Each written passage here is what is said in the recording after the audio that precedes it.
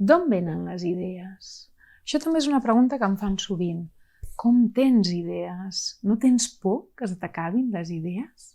Per mi el problema és una mica quines idees valen la pena. Per quines idees aposto o necessito continuar. Perquè escriure un llibre implica moltes hores i molts dies de dedicació a un compromís. Per tant, quines idees realment valen la pena tirar-les endavant? Primer de tot, quan tinc una idea, l'apunto i penso una mica. I dono voltes, la comento. No tingueu por que us robin les idees. Això és una tonteria.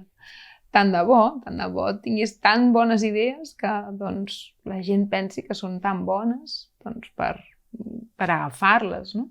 Però sempre en tindràs de noves. I us ho diu algú que té experiència en això.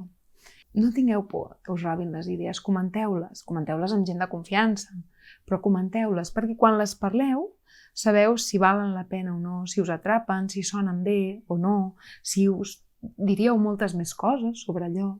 Després proveu d'escriure com seria.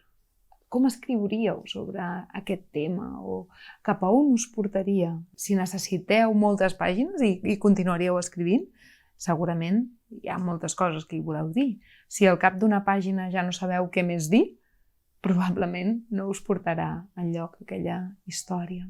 I un aspecte encara més important. Què us interpel·la d'aquesta idea? Què necessiteu d'aquesta idea?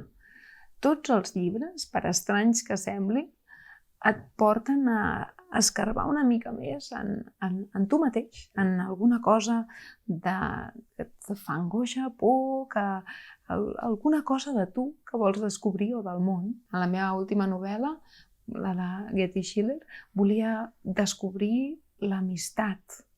I l'amistat en el món de l'escriptura és un tema a part, ja en parlarem, molt complicat. Però l'amistat entre escriptors, a part d'altres coses. No?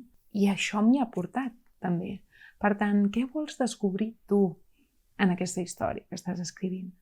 Això és una idea que val la pena.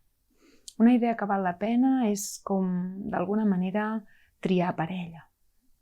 Amb molta gent te n'aniries al llit, potser, però amb quants realment et comprometries?